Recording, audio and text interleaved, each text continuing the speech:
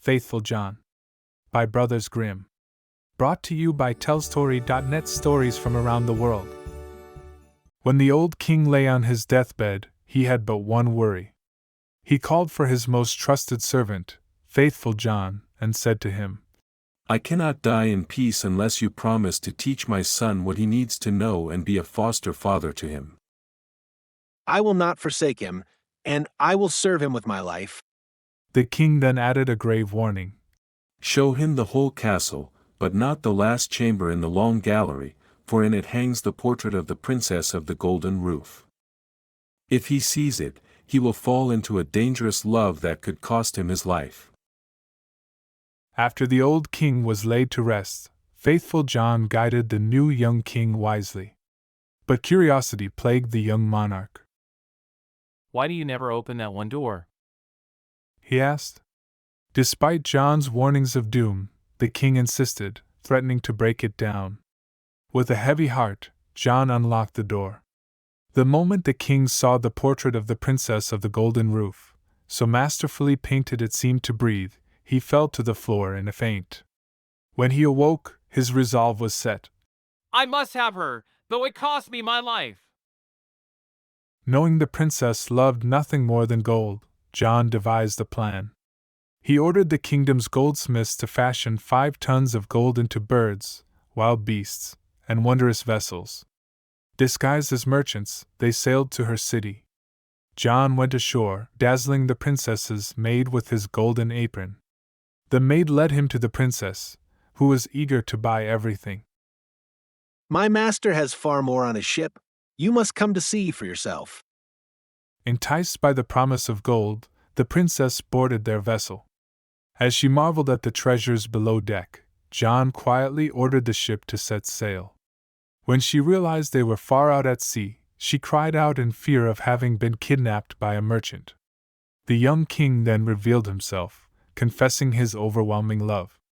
Flattered by his devotion and nobility, she agreed to be his wife. As they sailed home, Faithful John, sitting at the bow, heard 3 ravens conversing in the wind. "Look, he brings the princess of the golden roof home." Yet he does not have her. When they land, a chestnut horse will spring forward. If the king mounts it, it will fly into the air and he will never see his bride again. "Is there no remedy?" If someone else mounts it and shoots it dead, the king is saved. But woe to him who knows and tells, for he shall turn to stone from toe to knee. I know more. Even if the horse dies, a wedding shirt will lie ready. It looks like gold and silver, but is sulfur and pitch. If he puts it on, it will burn him to the marrow. Only if someone seizes it with gloves and burns it will he be saved. But he who tells shall turn to stone from knee to heart. And I know this. If the shirt is burnt, still he enters danger. At the wedding dance, the queen will faint as if dead. Unless someone sucks 3 drops of blood from her right breast and spits them out, she dies. But he who reveals this shall turn to stone from head to foot." Faithful John resolved to save his master, even at the cost of his own life. When they landed, a magnificent chestnut horse appeared. As the king reached for the reins, John leaped onto the beast, drew a pistol, and shot it dead. The other servants cried out at such madness, but the king silenced them. "He is my faithful John, he must have his reasons." At the castle, the glittering wedding shirt lay waiting. As the king reached for it, John snatched it up with thick gloves and threw it into the fire. Again the servants murmured, but the king defended him. Finally, at the wedding feast, the queen began to dance, then suddenly turned pale and collapsed. John rushed to her side, lifted her, and to the horror of all, drew 3 drops of blood from her breast. The king, seeing only the assault on his beloved, shouted in rage, "Throw him in prison!" Condemned to the gallows, John stood before the crowd. "May I speak one last time?" he asked. He then recounted the raven's prophecy, and explained that every strange deed was done to save the king and queen.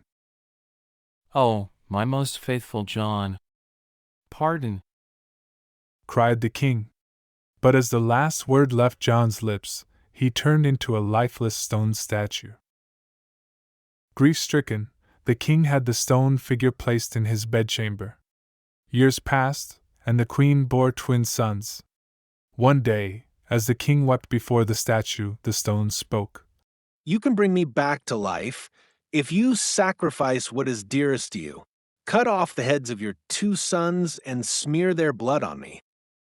The king trembled, but remembering John's ultimate sacrifice, he drew his sword and did the terrible deed. As the blood touched the stone, faithful John effectively returned to life, flesh and blood once more. Your loyalty will be rewarded, John said, and taking the heads of the children, he set them back upon their bodies. Miraculously, the boys healed instantly and played on as if nothing had happened. When the queen returned from church, the king hid John and the children in a great chest. We can restore faithful John, but we must sacrifice our 2 sons. The queen turned pale, but she answered, We owe it to him for his great loyalty. The king then opened the chest, revealing their children and their faithful friend alive and well. And they lived happily together until the end of their days.